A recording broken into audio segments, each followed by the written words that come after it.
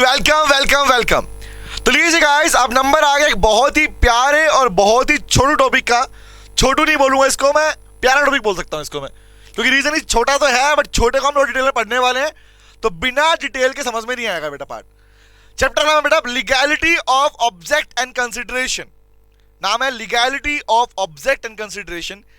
इसी चैप्टर को एक और नाम से जाना जाता है, जानते हो क्या नाम है? इसी को बोलते हैं लॉफुल ऑब्जेक्ट लॉफुल कंसिडरेशन। तो कुछ बुक्स के अंदर कुछ जगह पर आपको ये नाम दिखता है लीगैलिटी, और कहीं पे नाम दिखता है आपको lawful object consideration. But in दोनों में डिफरेंस क्या है बताता हूं, स्टार्ट करते हैं।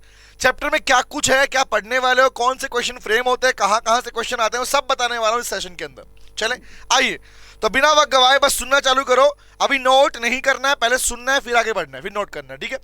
एकदम स्टार्ट कर रहे हैं। कौन कौन से प्रोविजन कैसे याद करना है सब बताने वाला हूं बेटा। चलो आओ, तो हेडिंग बनाओ। मैं एक वर्ड लिख रहा हूं, legality of object and consideration. Legality of object and consideration. Sir आपने अभी थोड़ी देर पहले बोला लॉफुल ऑब्जेक्ट कंसिडरेशन, मतलब सेम है बेटा? मतलब थोड़ा डिफरेंट है, बताऊं क्या है? मतलब सेम भी और नहीं भी। मतलब सर क्या बोले जा रहे हो, समझ नहीं आ रहा। सुनो बात ध्यान से बेटा, बात सुनना। Why I'm using the word legality, या आपको लीगैलिटी वर्ड दिया गया तो लीगल का मतलब होता है लीगल है या नहीं है। लीगैलिटी मतलब क्या है? It may be lawful, it may be unlawful. अगर मैं स्पेसिफिकली बोलता हूं लॉफुल तो क्या हो गया, हम सिर्फ लॉफुल की बात कर रहे हैं कि भैया कौन कौन से लोग हो जिसने लोगों को परमिशन दिया है। तो वर्ड आया लीगैलिटी को मैं दो वर्ड बोलता हूं कि ईदर इट इज लॉफुल और इट इज अनलॉफुल। तो दो वर्ड निकले, क्या लॉफुल है या क्या अनलॉफुल है। किसकी बात कर रहे हो आप? बात कर रहे हो ऑब्जेक्ट की और कंसिडरेशन की। याद करो, अगर आपको अपनी पहली क्लास याद है, वहां पे मैंने डिस्कशन किया था यारो, कौन सा? कि essential elements of valid contract. एक कॉन्ट्रैक्ट को वैलिड बनाने के लिए वहां पर सभी एसेंशियल एलिमेंट फुलफिल होने चाहिए, और उन्हीं में आपको करीबन मैंने 6th या 7th एसेंशियल एलिमेंट लिखवाया था, लॉफुल ऑब्जेक्ट। याद आई बात कि ऑब्जेक्ट लॉफुल होना चाहिए, अदरवाइज कॉन्ट्रैक्ट वैलिड नहीं बनेगा। ये बात याद है? तो ऑब्जेक्ट में क्या सिखाया था, चेक करो। ऑब्जेक्ट का मतलब सीख के आए हो, कोई भी गुड्स। अभी सिर्फ बता रहा हूं, स्टार्ट नहीं किया। ये बातें जानोगे तभी क्लैरिटी मिलेगी, वरना रट्टा मार के पढ़ोगे, मतलब नहीं लोगों को पढ़ने का फिर, ठीक है? तो ऑब्जेक्ट का मतलब क्या है? ऑब्जेक्ट का मतलब गुड्स, या मैं क्या कहता हूं बोलो, याद है? हाँ सर, सर्विस बोलते हैं। तो ऑब्जेक्ट को गुड्स या सर्विस दोनों कहा जाता है, रिमेंबर? अब बात समझना। तो अगर मैं ऑब्जेक्ट में गुड्स की बात कर रहा हूं, सर्विस की बात कर रहा हूं, उसका मतलब है ऑब्जेक्ट। तो लोग कहता है भैया बात करो लीगैलिटी की, कि कौन सा ऑब्जेक्ट या कौन सा सर्विस, रिमेंबर, आपका लॉफुल है, कौन सा अनलॉफुल है। दूसरा और याद करो, कंसीडरेशन क्या पढ़ के आए थे भाई? जिन चीजों को लेके ऑफर एक्सेप्टेंस होता है, क्या होता है? ऑब्वियस बात है, ऑब्जेक्ट और बदले में प्राइस। ऑब्जेक्ट एंड प्राइस, ये दोनों आइटम ही तो मिलके क्या बनते हैं? ये दोनों आइटम मिलके ही तो कंसीडरेशन कहलाते हैं। तो ये हमारा ही चैप्टर किसके बारे में बात करता है, सुनना ध्यान से बात को। चेक करो, ऑब्जेक्ट जहां यहां पे लिखा रहा है ऑलरेडी कंसीडरेशन का ही पार्ट बनता है। तो लोग कहता है भैया ऑब्जेक्ट और कंसीडरेशन लॉफुल कब होंगे और कब नहीं होंगे, इसके बारे में बता दो हमको। तो चैप्टर बात कर रहा है इसके बारे में। अब सुनना बड़ी काम की बात, जवाब देना यारो।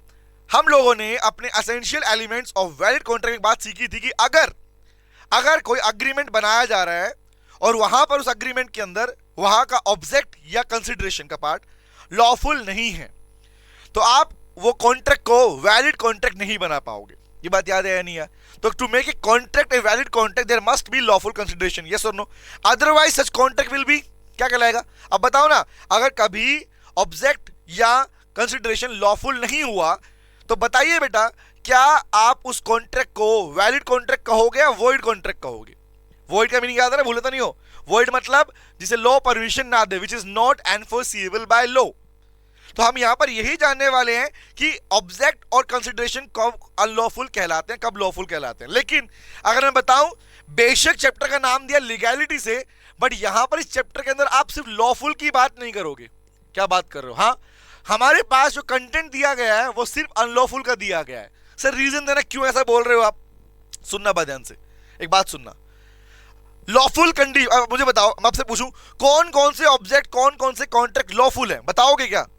If you are having a limited example, नहीं sir, we are having a lot of example of lawful.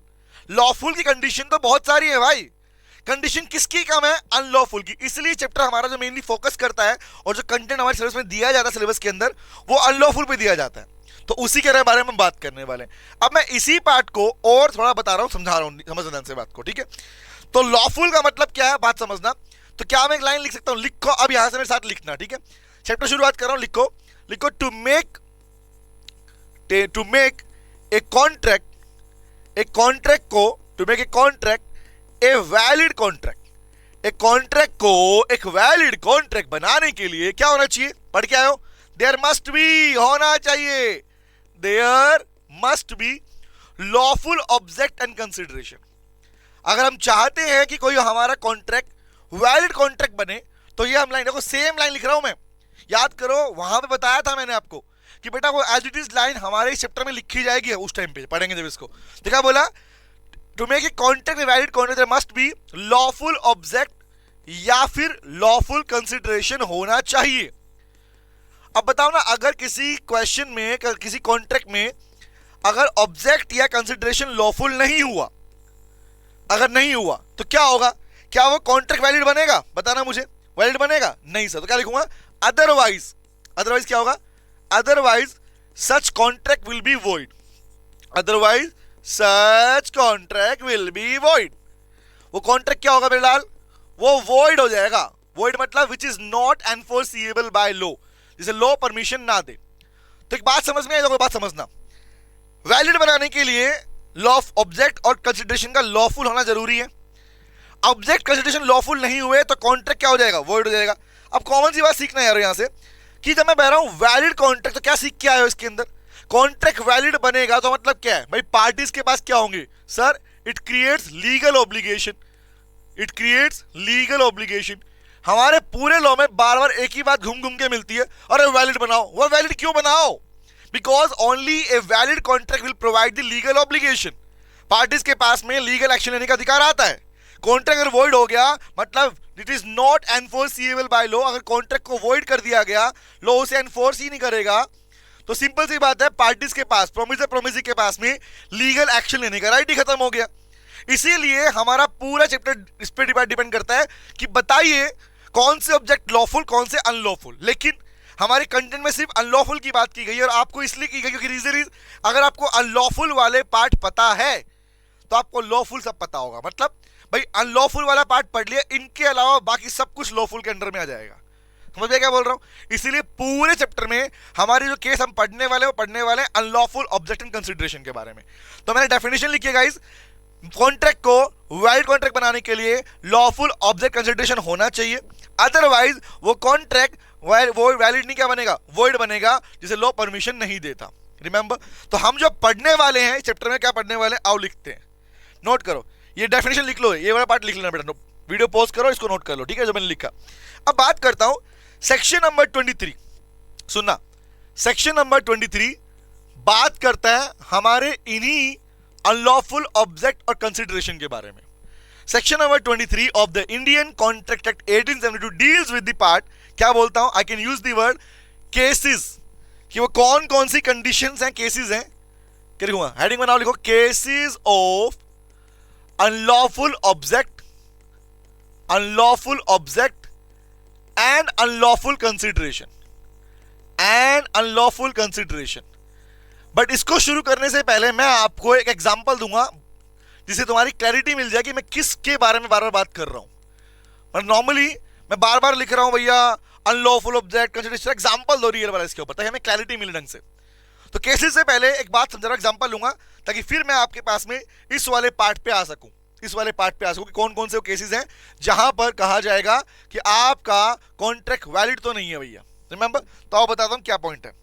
अब एग्जांपल लिखूंगा, सुनना ध्यान से बात को मेरी, एक बात करते हैं, ठीक है? चलो भैया बातें की जाए, जवाब देना बेटा। आपको अपने पूरे कंटेंट को चेक करना है जो आपने अभी तक पढ़ा है, और गारंटी है जो ये एग्जांपल अगर आपने इसका समझा एग्जांपल को रिप्लाई किया, सोचा लो रिप्लाई का मतलब क्या है। जब वीडियो देखोगे तो उस टाइम बैठ के सोचना कि इसका आंसर क्या आना चाहिए। अगर आपने ऐसा किया तो गारंटी है बेटा आपके पिछले प्रोविजन भी क्लियर हो जाएंगे हैंड टू हैंड, और आपको आइडिया मिल जाएगा कितने पानी में कितने पानी में नहीं हो, मतलब कितना आपको समझ में पीछे आया था कितना नहीं आया। अब बात समझना, लिसन टू मी गाइस, मैं आपसे कुछ रिक्वायरमेंट मांगूंगा कि आपको क्या क्या पता होना चाहिए। स्टार्ट करता हूं, तो केसेस को शुरू करने से पहले एक हो जाए हमारे पास इलस्ट्रेशन, एक हो जाए इलस्ट्रेशन। तो इसको मैं सेपरेट लेता हूं, ठीक है, अलग से लेता हूं, यहां लेता हूं। तो एक एग्जांपल ले रहा हूं बेटा, ताकि तुम्हें प्रॉपर इस चैप्टर के बारे में आइडिया मिल जाए। सुनो भाई लोगों, एक कहानी बना रहा हूं।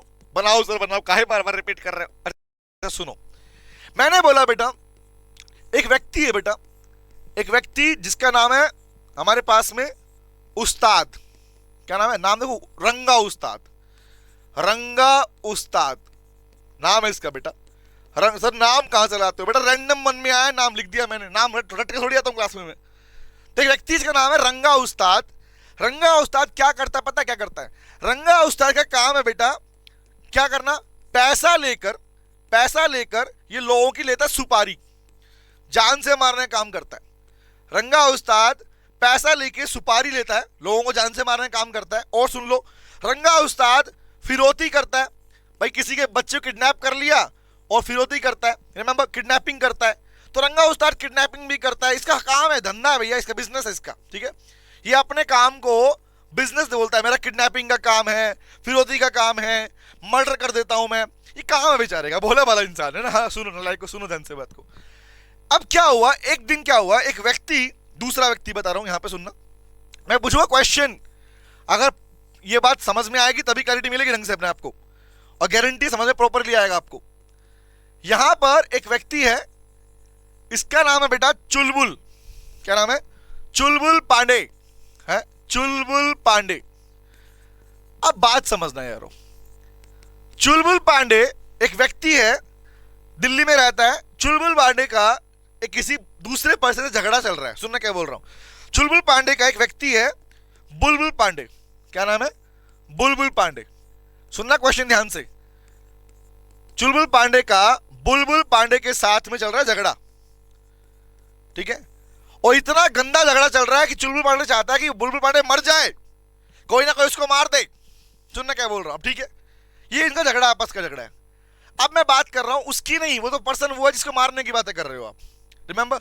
अब सुनना ध्यान से बात को प्लीज। चुलबुल पांडे को गुस्सा आया, बड़ा झगड़ा हुआ, गुस्से में है, ठीक है। ये बेचारा खुशी खुशी घूम रहा है, बट इसकी खुशी बर्दाश्त नहीं हो रही इससे। तो क्या किया, चुलबुल पांडे आया बेटा किसके पास? हमारे रंगा उस्ताद के पास।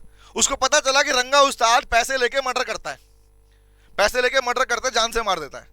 अब क्या किया, वो उसके पास आया और आके उसने क्या बोला पता है? चुलबुल पांडे ने बोला कि मैं चाहता हूं कि तुम मेरे लिए बुलबुल पांडे को जान से मार दो। सुपारी देने आया, देखो सुपारी देने आया। सुपारी मतलब वो सुपारी नहीं ले खा ले सुपारी, मीठी सुपारी की बात नहीं कर रहा हूं, जान से मारने की बात कर रहा है। क्या बोला?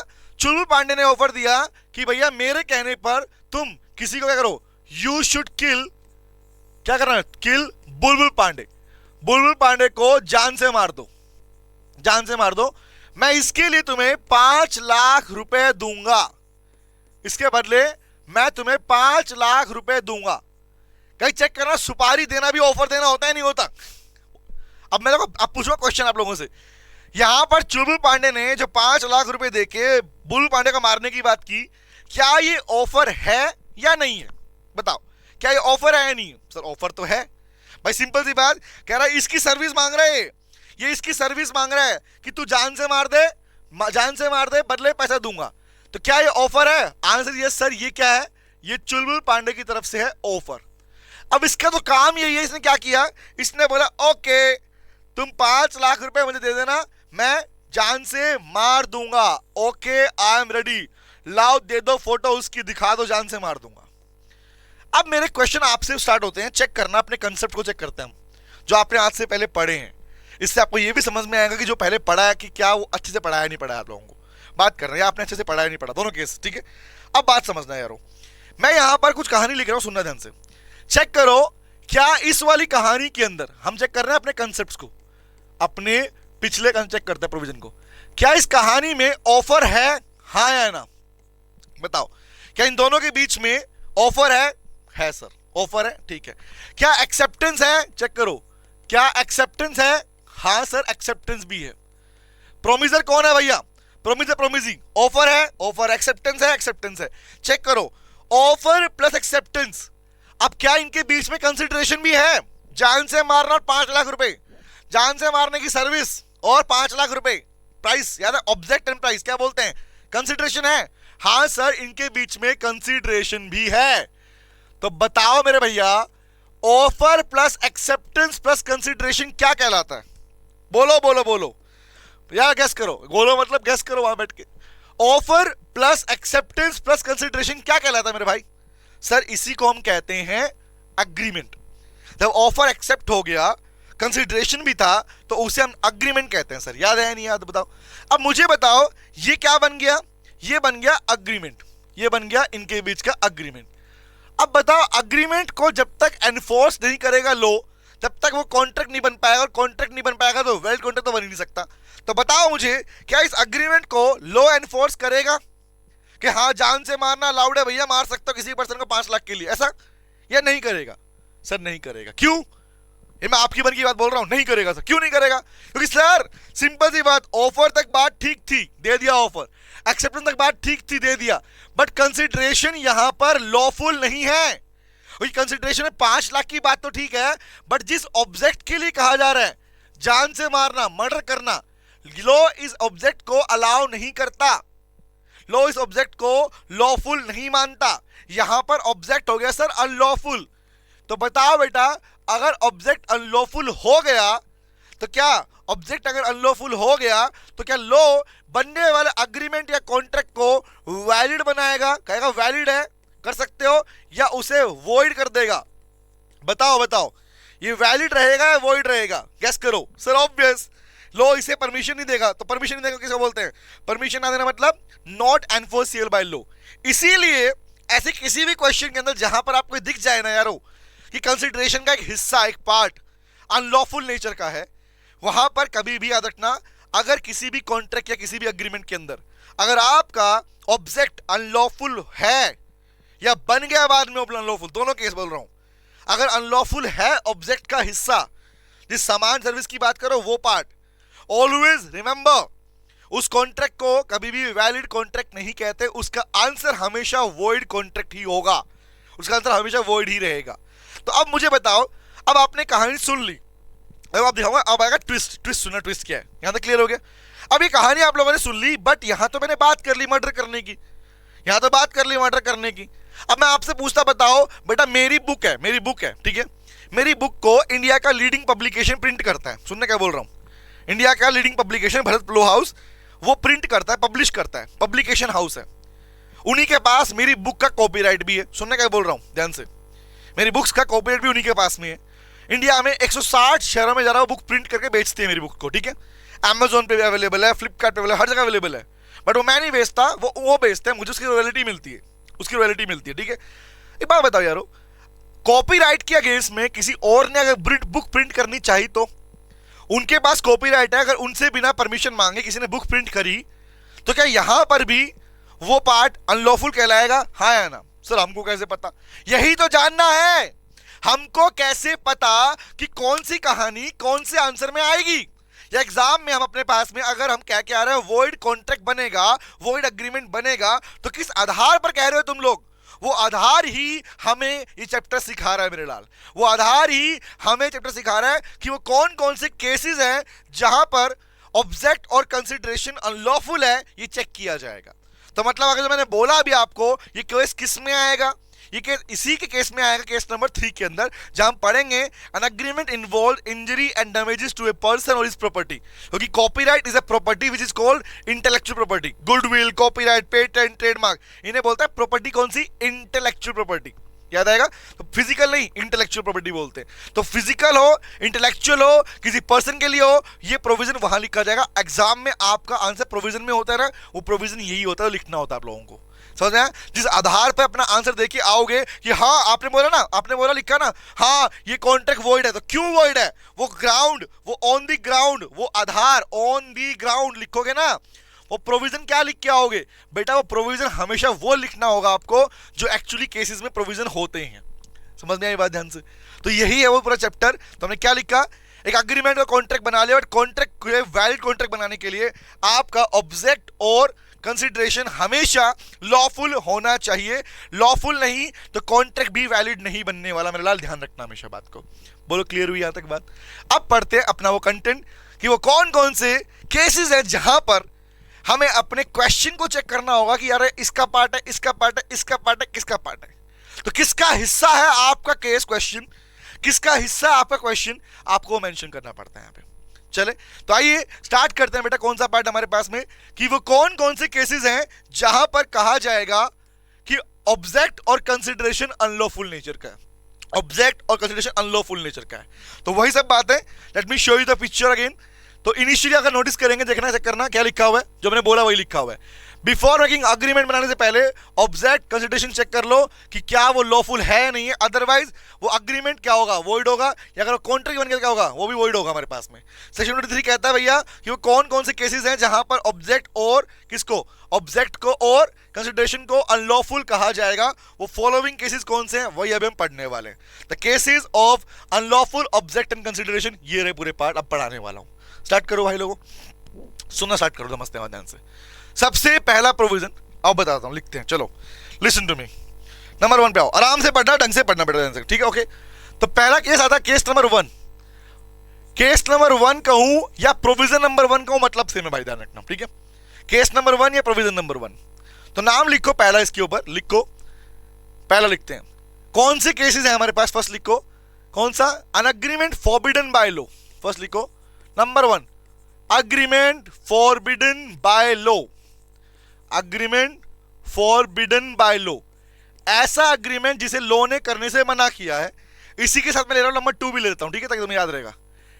लिखो सेकंड प्रोविजन कौन सा लिख रहा हूं, agreement defeated the provision of law. Sir ऐसा क्यों कर रहे हो, कि जगह बता रहे हो, जगह नहीं बता रहा बेटा मैं।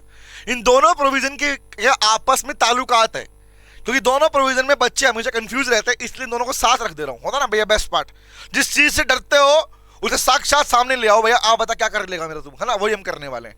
दूसरा क्या है, agreement defeated the provision of law, agreement defeated the provision of law. Sir note कर ले, आप नोट कर सकते हो बेटा इसको, आप बट जब समझाऊंगा तो मैं नोट मत करना, ठीक है। Agreement defeated the provision of law. तो मैंने आपके शुरुआत के 2 प्रोविजन लिख दिए, let me show you the provisions here. पहला लिखा कौन सा, अग्रीमेंट फॉरबिडन बाय लॉ लिखा मैंने, नंबर 1। नंबर 2 में लिख रहा हूं agreement defeated the provision of law. 2 provision एक साथ करा रहा हूं, ठीक है, मैं दिखाता हूं, आओ रट्टा नहीं मारना, सीख के पढ़ना बेटा। तो पहला है अग्रीमेंट फॉरबिडन बाय लॉ, दूसरा है agreement defeated the provision of law. इन दोनों में क्या डिफरेंस है आओ समझाता हूं, और ताकि तुम भी इन फ्यूचर डिफरेंस क्रिएट कर सको इन दोनों के बीच में। Let me show you the picture guys, देखो दिखाता हूं, इनके बीच में बनाते हैं डॉट। आओ भैया एक लाइन खींच दी जाए उन्हें दोनों के बीच में, ताकि दोनों का हिसाब तुम्हारा क्लियर रहे हमेशा। चलो चलो, कहां गई लाइन हमारी, हाथ से खींच लेते हैं, चलो सुनो सुनो सुनो सुनना गाइस, मैं पहले की बात कर रहा हूं। अग्रीमेंट फॉरबिडन बाय लॉ का मतलब क्या होता है यारो, अब देखो मतलब सीखो, पहले लॉ को समझो फिर लिखना है इसके बारे में। फॉरबिडन का मतलब होता है विच is not enforceable by law, है, हाँ सिखाया था डे 1 पे, याद करो स्टार्टिंग में सिखाया था जब आपको मीनिंग पढ़ाया था कि भैया फॉरबिडन मतलब not enforceable by law, Hindi में बोलते हैं जिसे करने से मना किया गया है। बट क्या सिर्फ मना करना ही काफी है, इसका मीनिंग यही होगा, नो। सुन लो ध्यान से बात, क्या आज के बाद में अग्रीमेंट फॉरबिडन बाय लॉ का मतलब होता है ऐसे अग्रीमेंट जिन्हें करने से मना किया है, प्लस जिनके लिए पनिशमेंट है, जिनके लिए पनिशमेंट है, ऐसे एग्रीमेंट को फॉरबिडन बाय लॉ कहा जाता है। किडनैपिंग, स्मगलिंग, मर्डर, ये क्या है, ये सारे एग्रीमेंट, ऐसा कुछ करते हो जो अभी दिखाया एग्जांपल मैंने, ऐसा कुछ भी करोगे, एग्जांपल के लिए ऐसा कुछ भी करोगे तो तुम्हारे पास क्या है भैया, ये करना कि जान से मारना, मर्डर करना, स्मगलिंग करना, फिरौती वाला पार्ट, ये सब कुछ क्या है, इसे करने से लॉ ने मना किया है, करने से लॉ ने मना किया है, और प्लस में इसके लिए पनिशमेंट भी है भाई। Punishment not only in IPC, सुन लो ध्यान से, सिर्फ इंडियन पिनल कोड में ही नहीं, किसी भी लॉ के अंदर, किसी भी कानून के अंदर अगर उसके लिए जेल है, फाइन है पनिशमेंट के रूप में, तो that agreement will be treated as forbidden by law. तो लॉ ने क्या बोला, बोला पहला केस समझते हैं कि कैसे पता हमारे पास में कि हम अपने आंसर में ये प्रोविजन लिख के आएंगे। तो बोला याद कर लो भैया, लिखो कौन सा, नंबर 1 क्या लिखूंगा, इफ एन अग्रीमेंट, नोट करो, if an agreement, if an agreement, आप कोई अग्रीमेंट कर रहे हो, इफ एन अग्रीमेंट, या I can use the word ऐसा लिखो, इफ द ऑब्जेक्ट, लिखो इफ द ऑब्जेक्ट, अगर ऑब्जेक्ट या फिर पूरा का पूरा कंसिडरेशन, इफ एन ऑब्जेक्ट और consideration in an agreement, sir ऐसा लिखना है, ऐसे लिखना बेटा, object consideration in an agreement, किसी अग्रीमेंट के अंदर अगर कोई ऑब्जेक्ट है कंसिडरेशन, लिखो कंसिडरेशन क्या है बेटा, लिखो, नोट करो, अरे भैया क्या हो रहा है ये, एक सेकेंड, अग्रीमेंट लिखो, इज फॉरबिडन बाय लॉ, लिखो is directly forbidden by, word लिखना directly, directly forbidden by law, forbidden का मतलब है डायरेक्टली मना कर रखा है, फॉरबिडन बाय लॉ, इसे सीधा सीधा मना कर रखा है। अब बताओ ना, किसी का मर्डर करने का अलाउ है क्या, कि नहीं नहीं मर्डर कब कब कर पाओगे, बता रखा कोई कंडीशन नहीं ना, डायरेक्टली मना किया गया, forbidden by law and also punishable, and also punishable, और उसके लिए पनिशमेंट भी है, punishment under any other act, किसी भी एक्ट के अंदर, एनी अदर एक्ट, किसी भी एक्ट में उसके लिए पनिशमेंट भी है मेरे लाल। तो लॉ कहता है ऐसे प्रोविजन को हम कहेंगे एग्रीमेंट फॉरबिडन बाय लॉ। मतलब रिपीट कर रहा हूं, सुनो ध्यान से भाई, जहां जहां पर ऑब्जेक्ट या कंसिडरेशन को डायरेक्टली मना किया गया है और उसके लिए पनिशमेंट भी है, जेल है, रिमेंबर, तो ऐसे अग्रीमेंट को हम अग्रीमेंट फॉरबिडन बाय लॉ कहेंगे। क्यों कहेंगे, क्योंकि भैया उसका कंसिडरेशन या ऑब्जेक्ट ही अनलॉफुल है। ये सारे केस किसके पढ़ रहे हो, ये सारे केस कौन से, ये सारे केस वो पढ़ रहे हो जिसमें ऑब्जेक्ट या कंसिडरेशन अनलॉफुल नेचर का है। तो बताओ बेटा मुझे, जहां जहां पर आज के बाद तुम्हें किसी अग्रीमेंट में दिखेगा कि उसे करने से मना किया गया है, मना किया गया है और करने पे पनिशमेंट भी है, अगर इसने जान से मार दिया तो भैया दोनों को जेल भी होने वाली है, रखना, दोनों को जेल भी होने वाली है। अगर इस बेचारे को लुढ़का दिया इन्होंने तो जेल भी तो होगी ना। तो क्या बोलेंगे, मना किया प्लस में पनिशमेंट भी है, तो मेरे लाल क्या बोलते हैं, उसी को बोलते हैं अग्रीमेंट फॉरबिडन बाय लॉ। और ऐसे अग्रीमेंट करने के, बताओ ऐसे अग्रीमेंट का कभी कभी वैलिड कॉन्ट्रैक्ट बन पाएंगे, बताना। सच अग्रीमेंट विच, मैं क्वेश्चन पूछ रहा हूं, सच agreement which is forbidden by law and also punishable under the Indian contract या किसी भी एक्ट के अंदर, तो क्या वो अग्रीमेंट कभी कॉन्ट्रैक्ट बन पाएगा या कभी वैलिड कॉन्ट्रैक्ट बन पाएगा? Answer is no. क्या बनेगा, सच लिखो, सच अग्रीमेंट और contract will become void contract, becomes, क्या बोलेंगे इसको, ये वैलिड तो नहीं, क्या बनेगा, ये बनेगा वॉइड कॉन्ट्रैक्ट। बोलो बेटा बोलो, क्या समझ में आया, हाँ या ना? तो ऐसे अग्रीमेंट को क्या बोलेंगे, वैलिड नहीं, क्या बोलते हैं, वॉइड कॉन्ट्रैक्ट कहते हैं। बट आपको ये याद क्या रखना है, पूरा पैराग्राफ नहीं, 2 वर्ड याद रखने इसके अंदर। आप चेक कर लो बेटा, क्या मना के साथ साथ पनिशमेंट भी है, मना के साथ साथ पनिशमेंट भी है, तो always remember that is a case of agreement forbidden by law, याद रखना। देखो डायरेक्टली फॉरबिडन का मतलब होता है इसलिए पनिशमेंट होती है, मैंने एक वर्ड यूज किया डायरेक्टली पनिशेबल, डायरेक्टली फॉरबिडन। जब अक्सर किसी पार्ट में डायरेक्टली फॉरबिडन लिखा जाता है, मैक्सिमम सिनेरियो में वहां पे आपको पनिशमेंट भी दिखेगी, ऑलवेज रिमेंबर। क्लियर हो गया? बाय एग्जांपल के लिए स्मगलिंग, ड्रग्स वाला पार्ट, किडनैपिंग, किसका पार्ट, इसी पार्ट है। लिख लो एग्जांपल, लिखो, लिखो एग्जांपल लिखते हैं इसके ऊपर, हो गया डन। लिखो एग्जांपल, लिखो इस पे, थोड़ा साइड में लिखता हूं यहाँ पे, नोट करो बेटा। एग्जांपल कौन से एग्जांपल में लिख रहा हूं, फर्स्ट लिखो भाई स्मगलिंग वाला, agreement for smuggling, agreement for kidnapping, agreement to murder someone, ये किसके एग्जांपल है? All such example belongs to agreement forbidden by law. बोलो याद रहेगी बात। ये था हमारा फर्स्ट प्रोविजन कि जहां पर ऑब्जेक्ट अनलॉफुल नेचर का है, इसलिए कॉन्ट्रैक्ट भी वैलिड नहीं बनेगा, अग्रीमेंट भी वैलिड कॉन्ट्रैक्ट के रूप में कन्वर्ट नहीं होगा। यहां तो अग्रीमेंट ही क्या हो जाएगा, वर्ड हो जाएगा ऑटोमेटिकली। बोलो क्लियर हो गया? ये पार्ट हो गया। अब क्या होता है, अक्सर इन दोनों के वर्ड में मीनिंग में बच्चे कंफ्यूज होते हैं दोनों अलग अलग। तो फर्स्ट क्या है, फॉरबिडन वाली कहानी तो मैंने बताई, फॉरबिडन बाय लॉ का मतलब क्या होता है। डन है गाइस, 2 कहानी, एक ये और एक ये, आपको ये चेक करना है, ये चेक करना है, हमेशा चेक करना, ध्यान रखना। चलो आता हूं नंबर 2 पार्ट के ऊपर, what is the meaning of defeated the provision of law. वैसे तो डिफीट का मीनिंग होता है हराना, जानते हो ना, डिफीट कर दिया मैंने इसको, हराना। अब हराने का मतलब क्या आपने प्रोविजन को हरा दिया। सुना ध्यान से बात क्या बोल रहा हूं, आ रहा हूं पार्ट 2 के ऊपर। Agreement defeated the provision of law का मतलब क्या हुआ कि क्या आपने किसी प्रोविजन को हरा दिया। अब सोचो ना, लॉ के अंदर प्रोविजन हराने का मतलब क्या हुआ।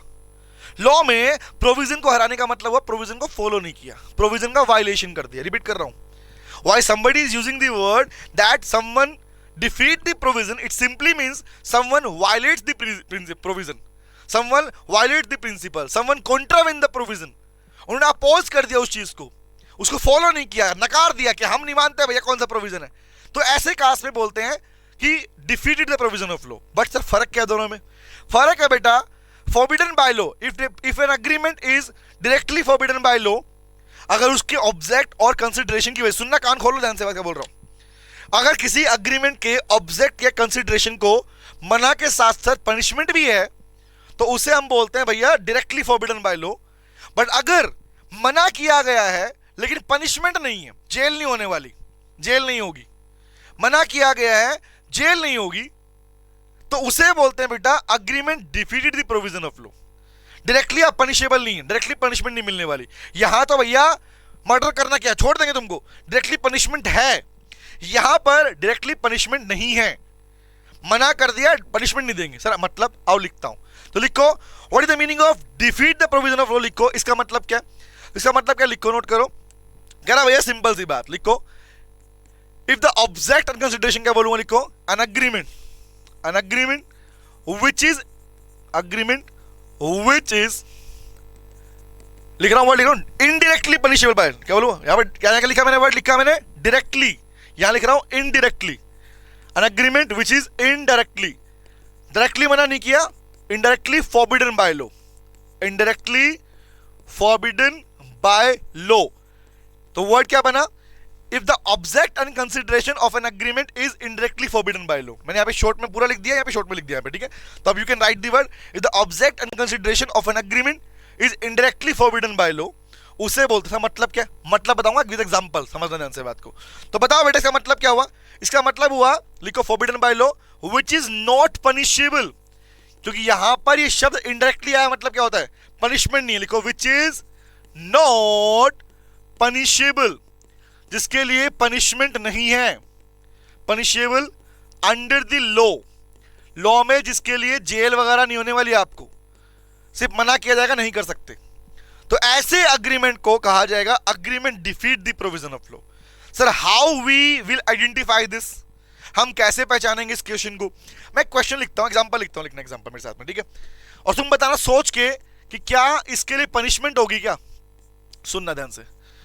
एग्जांपल नंबर 1 मैं लिख रहा हूं, लिखना नोट करना, लिखो agreement, agreement for adoption of child, agreement for adoption of child for money, for money, किसी बच्चे को अडॉप्ट कर रहे हो, उसके माँ बाप बन रहे हो, बट पैसे के लिए बन रहे हो, मतलब अब सुनना बात ध्यान से, सुनना बात ध्यान से।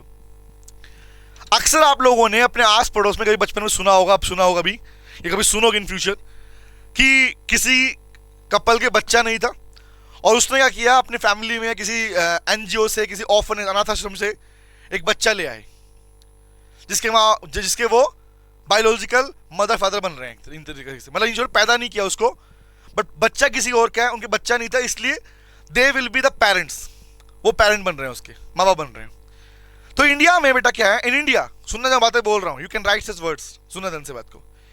In India adoption of a child is legal, do you know this, जानते हो इस बात को, नहीं पता, याद रखना इस बात को। In India adoption of a child is legal, हमारे देश में बच्चे को अडॉप्ट करना लीगल है, अलाउड है, मतलब the contract for adoption of child is valid in India, I can use such word, the adoption, the कौन सा, the contract for adoption of a child is legal, is valid in India, कर सकते हो, but for money बताना मुझे, but अगर आप किसी बच्चे को अडॉप्ट कर रहे हो और बदले में पैसा दे रहे हो, भैया खरीदना हो गया वो, तो समझ रहे क्या बोल रहा हूं, adoption of a child for money, मतलब मनी मतलब अब बच्चे को भीख नहीं मंगवाने वाले, आप गली गली भीख मंगवाओगे इसलिए नहीं खरीद रहे, it is not for the exploitation, अब भी आप माँ बाप ही बनने जा रहे हो उसके, बट अगर किसी के बच्चे को आप लेके आ रहे हो और बदले में पैसा दे रहे हो बेटा, तो उसे ट्रीटमेंट करते हैं किसके अकॉर्डिंग मानते हैं, कि आपने child welfare laws, child welfare laws जो लॉ बने हुए कानून के अंदर, आपने उनके प्रोविजन का वायलेशन कर दिया, आपने उनके प्रोविजन का वायलेशन कर दिया, आपने उनके प्रोविजन को डिफीट कर दिया। तो अगर आप देश के किसी भी कानून का, सुनना क्या बोल रहा हूं, अगर आप देश के किसी भी कानून का प्रोविजन का वायलेशन करते हो, तो बेशक वहां पर जेल नहीं जाओगे, बट ऐसा अग्रीमेंट कि जो अडॉप्शन आपने किया उस अडॉप्शन को, जिस कौन सा अडॉप्शन बोल रहा हूं, अडॉप्शन फॉर मनी, जहां पर पैसा इन्वॉल्व था भाई, तो लो कहेगा as per the welfare of child law, क्या बोलूंगा उस केस के अंदर such agreement will not be termed as valid. ये क्या कहलाएगा बेटा, ये सिर्फ एक ही नाम मिलेगा इसको, एंड दैट इज वॉइड। ये अलाउड नहीं है, ये अलाउड नहीं है। अब खुद चेक करो, बच्चे को अडॉप्ट कर रहे हो, एग्जांपल मुझे बताओ, एग्जांपल दे रहा हूं, सुनो ध्यान से बात को, हम रियल एग्जांपल होनी, ठीक है, समझना एग्जांपल रियल वाला, ठीक है। कभी आप लोगों ने सुना है कि नॉर्मली ना जिन बच्चों के, जिनके पेरेंट्स के बच्चे वगैरह नहीं होते, इन्हें बहुत सारे लोग हैं ऐसे, बहुत सारे लोग हैं, तो जो ऑर्फनेज अनाथ आश्रम होते हैं जिनके कोई आगे पीछे नहीं होता, तो बहुत सारे लोग ऑर्फनेज जाके, अनाथ आश्रम जाके वहां से बच्चा ले आते हैं, उसके बाकायदा लॉजिकली साइन करते हैं, डॉक्यूमेंट होता है, अग्रीमेंट साइन होता है, लीगल डॉक्यूमेंट होता है बेटा, तो लीगल तरीके से वो बच्चे को अडॉप्ट करते हैं। बट कभी तुमने सुना कि वो लोग एनजीओ को उस चीज के पैसे देते हैं? सर हमने सुना देते हैं, हमने सुना है, हमने फिल्मों में देखा देते हैं, बेटा कभी भी वो पैसा वो डायरेक्टली नहीं देते। वो कहते हैं हमने एनजीओ को, उस ऑर्फनेज को डोनेशन दिया, नॉट फॉर चाइल्ड, हमने बच्चे के लिए नहीं दिया, हमने तो ऐसे ही दे दिया रैंडम डोनेशन, क्योंकि डोनेशन अलाउड है उनको देना। कभी ऐसा नहीं होगा बच्चा लेके आए पैसा दे के आए, ऐसा तुम्हें कभी नहीं मिलेगा। अगर कहीं ऐसा हो रहा है ना कि पैसे के वजह बच्चे एक्सचेंज कर रहे हो और वहां पे कॉन्ट्रैक्ट बनाओगे, अग्रीमेंट बनाओगे, such agreement will not be enforceable by law, which means void agreement या वॉइड कॉन्ट्रैक्ट कहलाएगा, ध्यान रखना, ऑलवेज रिमेंबर। तो लोगों ने क्या बोला, अगर डायरेक्टली मना नहीं किया, इनडायरेक्टली भी मना किया है, पनिशमेंट है उसके लिए, पनिशमेंट नहीं है उसके लिए, पर मना किया गया है, तो ऑलवेज रिमेंबर क्या बोलूंगा, there is no punishment, punishment तो नहीं है, बट मना कर दिया नहीं कर सकते, तो मना कर दिया मतलब क्या है, defeated the provision of law. बोलो समझ में आई बात, क्लियर है? अब तुम्हें मैं इसके ऊपर एग्जांपल और देता हूं, समझना है, एग्जांपल देता हूं, ठीक है। अब दिखाता हूं, सुनो ध्यान से। फर्स्ट तो क्लियर हो गया हमारे पास में, कौन सा था, फर्स्ट था हमारे पास agreement forbidden by law, you can check this, ठीक है, अग्रीमेंट फॉरबिडन बाय लॉ। तो क्या बोला भैया, ऐसा अग्रीमेंट जिसे मना किया, मतलब प्रोहिबिटेड है, प्रोहिबिट मना किया गया, वो वॉइड है, क्योंकि रीजन इज इसके लिए पनिशमेंट भी है, under the criminal act punishment भी है, ठीक है। अब पॉइंट बताओ यार मुझे, ये सर ये कौन पढ़ेगा बेटा, ये एग्जांपल है जो मैंने एग्जांपल आपको दिए, apart from that I have made some examples. Class में एग्जांपल जो मैं लेता हूं, मेरे एग्जांपल फिक्स नहीं होते, मैं हर क्लास में एग्जांपल बदल देता हूं ऑटोमेटिकली, जो मन में मेरे आता है एग्जांपल वो लेता हूं, बट यू कैन अंडरस्टैंड, क्योंकि और क्लैरिटी लेने के लिए आपको प्रैक्टिस के लिए अपने एग्जांपल पढ़ने वाले पार्ट, ठीक है। अब आगे बात करता हूं। अब बढ़ा है बेटा किसका, फॉरबिडन बाय लॉ में कौन सा हमारे पास में, defeat the provision of law वाला।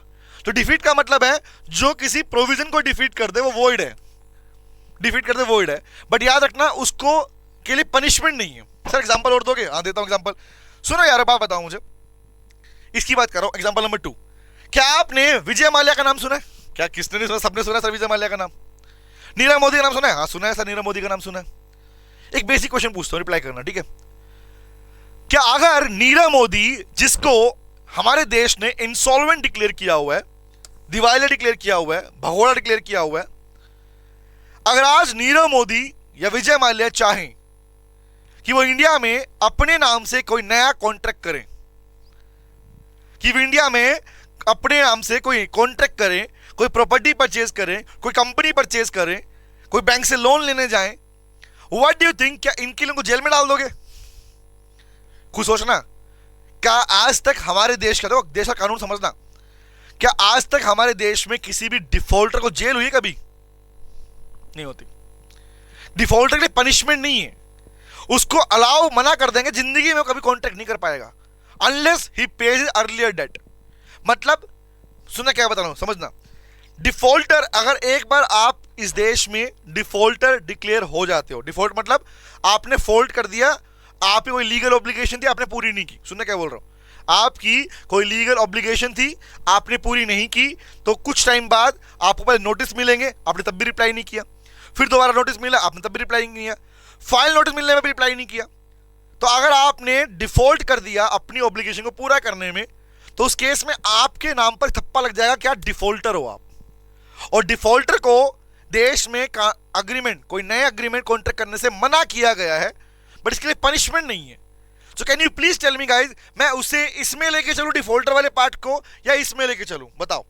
Defaulter, an agreement with the defaulter is considered a part of forbidden by law or defeat the provision of law? बताना मुझे। सर आप कहोगे defeat the provision of law, क्योंकि reason is defaulter को contract करने से मना किया है, डजंट मीन कि जेल में डाल दोगे उसको कॉन्ट्रैक्ट के लिए। बोलो क्लियर हुआ? तो डिफॉल्टर वाला पार्ट हो गया, बच्चे का अडॉप्शन हो गया, फॉर पैसे के लिए अडॉप्शन हो गया। तो ये सब चीजें दूसरे एक्ट के, दूसरे मैरिज एक्ट के पार्ट को, दूसरे एक्ट को वायलेट करते हैं। और एग्जांपल दूं? अच्छा बताना। I am example, one more example only, ताकि तुम्हें क्लैरिटी मिले। देखो क्लैरिटी के लिए बता रहा हूं, I am framing examples for you to understand the main concern.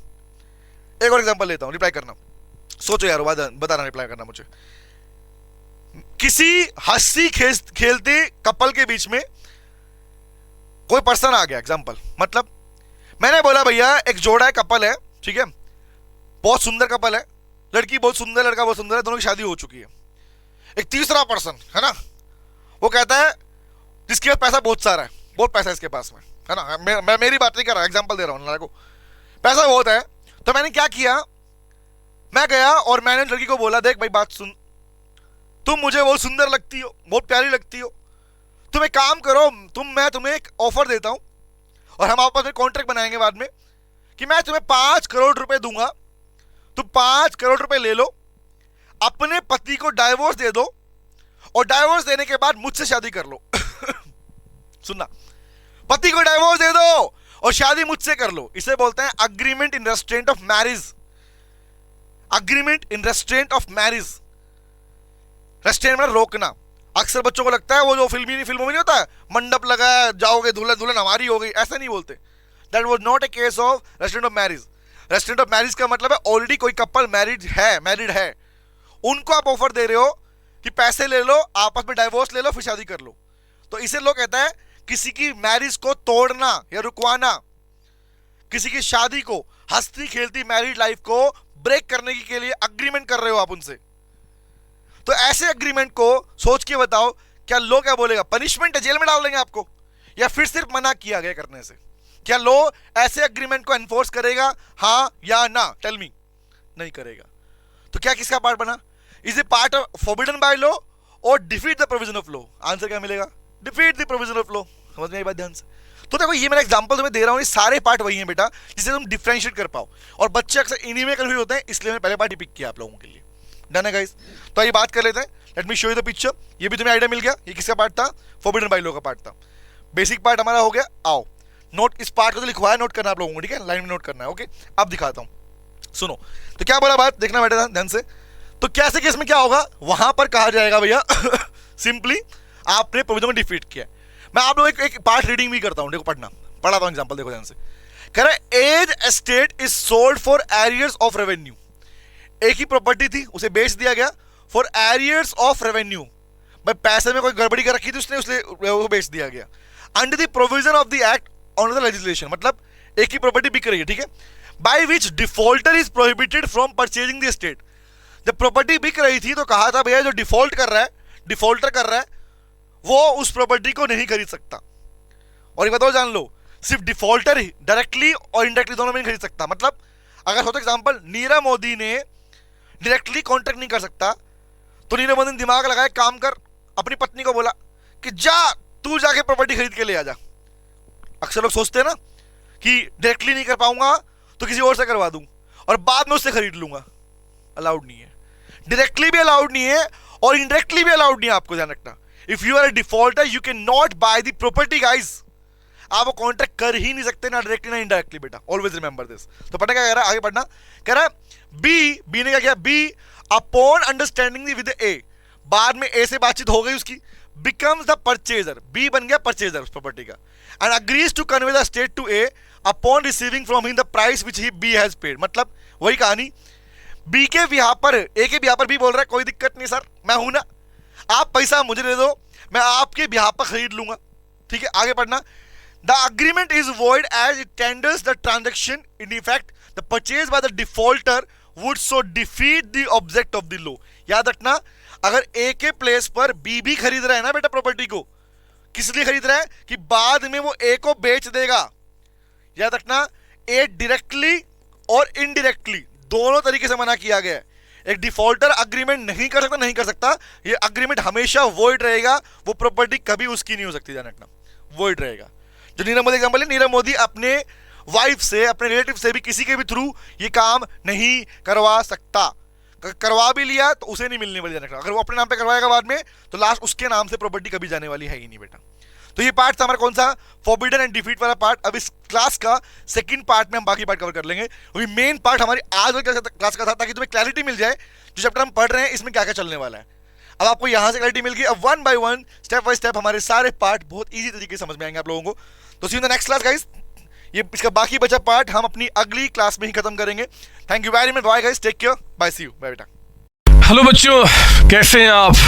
मैं CA संतोष कुमार। मैंने और मेरी टीम ने डिसाइड किया कि जो क्वालिटी एजुकेशन मैं और मेरी टीम एक पर्टिकुलर एरिया में प्रोवाइड कर रहे हैं उसको पूरे देश में क्यों न फैलाया जाए at the reasonable cost under the brand name of COC education private limited. मेरे बच्चों, इस सक्सेस को हमने पाया, कॉमर्स के स्टूडेंट्स किसी भी कोर्स के हो वो पूरे ऑल ओवर इंडिया में बैठ के हमारे कोर्सेज से बेनिफिट ले रहे हैं या ले चुके हैं। हमें जो दूसरों से अलग करता है वो है हमारा डेली डाउट सेशन। हमारा जो एकेडमिक इंस्ट्रक्टर टीम है आपके कॉन्टिन्यूस आपके ग्रोथ पे वो नजर बनाए रखता है और आपको कॉन्टिन्यूस बेसिस पे मोटिवेट करना आपको स्टडी के लिए। मेरे बच्चों, कुछ रिव्यूज पूरे ऑल ओवर इंडिया से आए हैं, मैं चाहता हूं कि वो आपसे शेयर करूं। This is Komal Mishra of class 11. I am Nishit, preparing for CA Foundation. Hello, my name is Anshika and I'm doing CA Intermediate. Ayaz from Bihar, student of CUC since class 11th and now in foundation. I have purchased my CMA Intermediate classes from CUC Education. Hi everybody, this is Rahul. I am currently pursuing a CMA Finance. मैंने YouTube पर पहली बार संतोष sir का class देखा। उनके पढ़ाने का तरीका मुझे बहुत ही पसंद आया। Very thankful to Santosh sir. He is really a very nice teacher. अगर मैं संतोष सर के टीचिंग स्टाइल के बारे में बात करूँ तो आपको महसूस ही नहीं होगा कि आप वीडियो क्लासेस में बैठे हो, आप लाइव क्लासेस में बैठे हो। Santosh sir has cleared all my doubts and he gives a very tagda answer to my accountancy. Thanks to COC, my concepts are pretty clear, my doubts get clear right away and I'm even able to score a good mark. ये आप भी हमारे साथ join करें और success के path पे आप भी हमारे साथ अपने सपनों को पूरा करें। थैंक यू बच्चों।